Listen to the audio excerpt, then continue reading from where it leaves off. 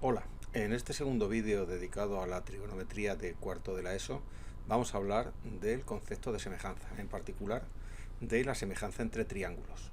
Este concepto es fundamental para poder entender todo lo relacionado con el significado de las razones trigonométricas, que al final es de lo que va a ir todo este tema. Bueno, en el lenguaje usual la palabra semejanza tiene un significado que no coincide exactamente con el significado en matemáticas. En el lenguaje usual nosotros decimos que dos cosas son semejantes cuando se parecen en algo.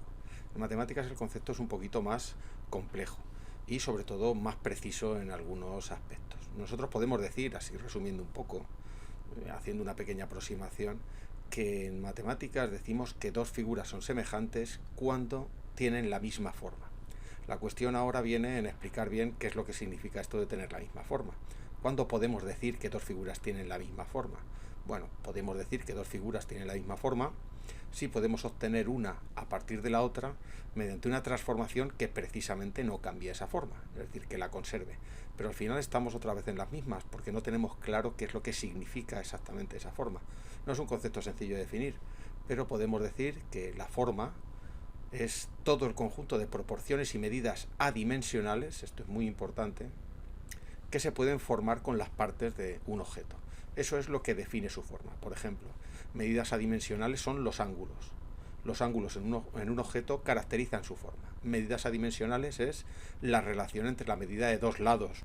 Si dividimos la medida de un lado entre la medida de otro, el resultado no tiene dimensiones, ya que las dos longitudes tienen la misma dimensión y al dividirlos se va. Todas estas características juntas caracterizan ese concepto abstracto que hemos llamado nosotros forma, y diremos que dos figuras tienen exactamente la misma forma cuando todas estas cantidades sean exactamente iguales.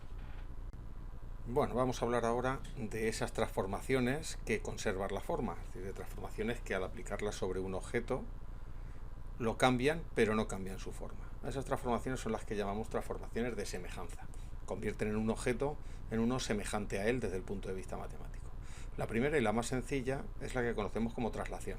La traslación no es otra cosa que un desplazamiento sin giro. Es decir, si nosotros tenemos una figura como esta, como este triángulo, una traslación será simplemente un cambio de posición, sin que cambie la orientación de sus partes, es decir, sin ningún tipo de giro. Por ejemplo, nos traemos la figura desde aquí hasta aquí, pero no cambia absolutamente nada en ella, ni su tamaño y mucho menos la forma, naturalmente. Es claro que este tipo de transformación, la traslación, es una transformación que conserva la forma. Cuando nosotros aplicamos una traslación a un objeto, el objeto resultante tiene exactamente la misma forma que el primero.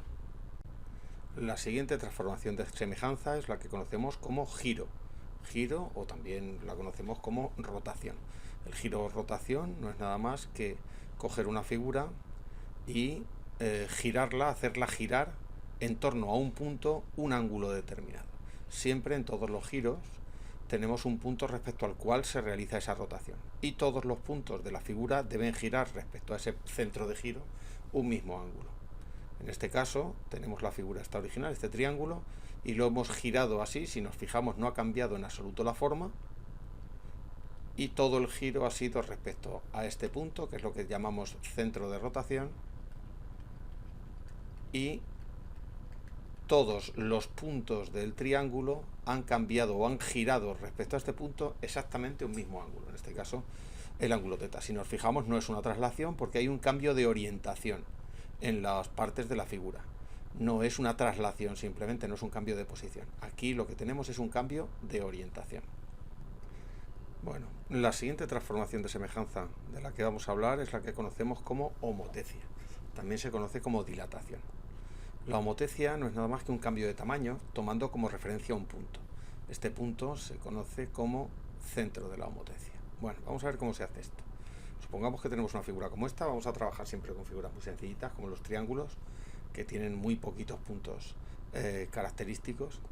Y lo que vamos a hacer va a ser una homotecia basada en este punto de aquí, que va a ser nuestro centro de la homotecia. Y además queremos un cambio de tamaño. En este caso lo vamos a hacer sencillo, al doble tamaño. ¿Cómo haríamos una transformación homotética, que es como se llama, una homotecia de esta figura con este centro de la homotecia y al doble de tamaño? Pues lo que hacemos es Trazamos unas líneas que pasen por nuestro centro de la homotecia y por todos los puntos importantes de nuestra figura, en este caso solamente estos tres. Y luego lo que hacemos es precisamente plantear ese cambio de tamaño. Si esta primera distancia que tenemos aquí hasta el primer punto importante es A, pues nosotros la vamos a llevar hasta el doble, hasta 2A. Si esta primera distancia de aquí con este vértice es B, nosotros la vamos a llevar hasta el doble, hasta 2B. Y en este caso, si esta es C, pues la vamos a llevar hasta el doble, hasta 2C. La figura resultante, es decir, la figura transformada, es esta, que si nos fijamos un poco, es precisamente una figura con exactamente la misma forma que la original, pero con todas sus medidas el doble de la primera. Las proporciones, la forma no ha cambiado, ya que todas las proporciones adimensionales son iguales, pero ha habido un pequeño cambio de tamaño, en este caso al doble. Esta transformación que hemos hecho sería entonces una transformación homotética, una homotecia de centro este punto y razón 2, porque la hemos hecho al doble de tamaño. Si lo hubiéramos hecho al triple de tamaño, pues sería de razón 3 y así sucesivamente. Y por último, la última transformación de semejanza de la que vamos a hablar es la simetría. La simetría respecto a una recta. Simetría respecto a una recta no es nada más que el cálculo de la imagen especular de una figura respecto a una recta, que se comporta como si fuese un espejo. Por ejemplo, si tenemos una figura como esta y queremos calcular su figura simétrica respecto a este eje de simetría, el resultado sería exactamente este, que se porta exactamente como la imagen especular. Si nos fijamos un poco, la simetría puede parecer, así si no nos fijamos mucho, un giro y una traslación. Pero si nos damos cuenta y nosotros intentamos hacer coincidir mediante giros una de estas figuras con la otra, será completamente imposible. Es decir, la simetría es una transformación completamente distinta a las demás. De hecho, cambia el orden de recorrido de las cosas. Por ejemplo, si este vértice es el vértice A, este el vértice B y este el vértice C, en este sentido, el ABC, si escribimos aquí sus correspondientes, el vértice A, su simétrico es precisamente este, el A', el vértice B, el B' y el vértice C, el C', si mantenemos el mismo sentido de giro, los vértices han cambiado de orden. Es decir, no podemos obtener una figura simétrica respecto a la otra en el plano mediante giros y traslaciones. Es decir, es una transformación completamente distinta.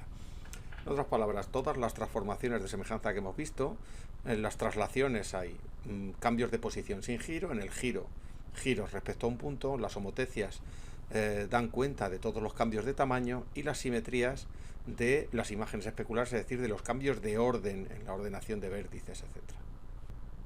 Vamos a ver ahora qué consecuencias tiene desde el punto de vista numérico el hecho de que dos figuras sean semejantes, es decir, qué conclusiones podemos sacar acerca de las relaciones entre las medidas de las partes importantes de esas figuras. Bueno, la principal consecuencia es precisamente que si dos figuras son semejantes, las proporciones entre sus lados permanecen constantes, es decir, si había un lado que era el doble de largo que otro, en la figura semejante, el lado correspondiente será el doble también del otro. Así que esa conservación en las proporciones permite establecer una relación entre las medidas de las dos figuras semejantes. Y eso es lo que a nosotros nos interesa, porque si hay una relación entre las medidas de las dos figuras que son semejantes, conocidas unas de ellas, podemos conocer las otras si conocemos precisamente cuál es esa relación. Bien, por ejemplo, veamos una figura como esta, una figura normal y corriente, y una figura semejante a ella. Si os fijáis aquí, ha habido una combinación de una homotecia, un cambio de tamaño, un giro y una traslación. La segunda figura tiene exactamente la misma forma que la primera, aunque no está en el mismo sitio, ha habido una traslación, no está igual orientada, ha habido un giro y no tiene el mismo tamaño, ha habido una homotecia. Muy bien. Las medidas en la primera figura les hemos llamado A, B, C y D, y las medidas en la segunda figura, los mismos nombres, las medidas correspondientes, los mismos nombres, pero con una prima, con una apóstrofe al lado.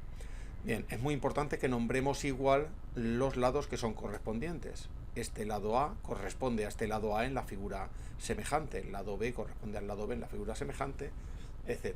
Pues bien, lo que hemos dicho antes se traduce en que el cociente entre los lados correspondientes de dos figuras semejantes es siempre o toma siempre el mismo valor. Es decir, A' entre A debe ser lo mismo que B' entre B, lo mismo que D' entre D y lo mismo que C' entre C. todas las medidas dimensionales. Cuidado, las medidas dimensionales me refiero aquí a longitudes con una dimensión. Por ejemplo, los ángulos no tienen que estar en proporción. Los ángulos deben ser los mismos, porque los ángulos son medidas adimensionales. Y recordad que entre dos figuras semejantes, las medidas adimensionales son exactamente las mismas.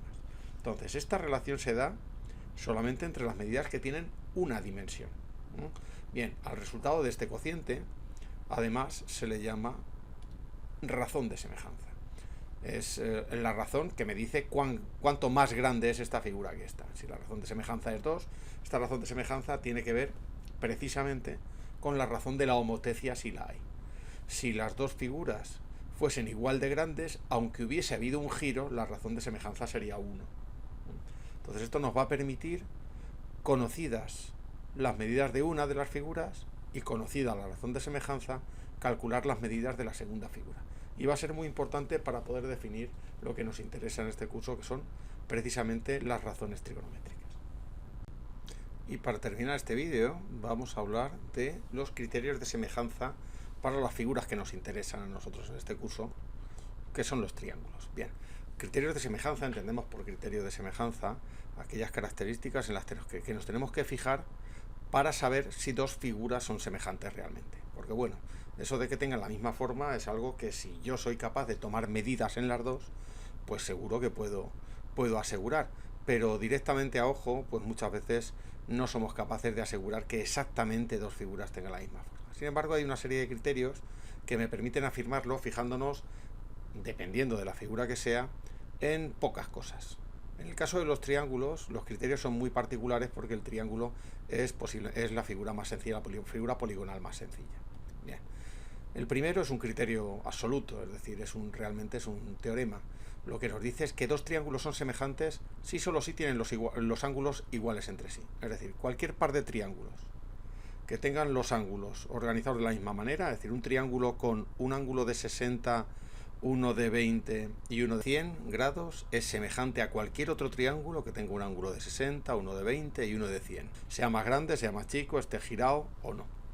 La cuestión es que a veces esto de medir los ángulos se nos da de una manera especialmente sencilla por cómo están colocados los triángulos. Entonces, realmente, además nosotros sabemos que en los triángulos los ángulos suman 180 grados, por lo tanto no hace falta comprobar este criterio para los tres ángulos. Realmente con que comprobemos el criterio para dos de ellos tenemos bastante. Si dos ángulos son iguales, pues el tercero lo va a ser también porque es el resto hasta 180 grados.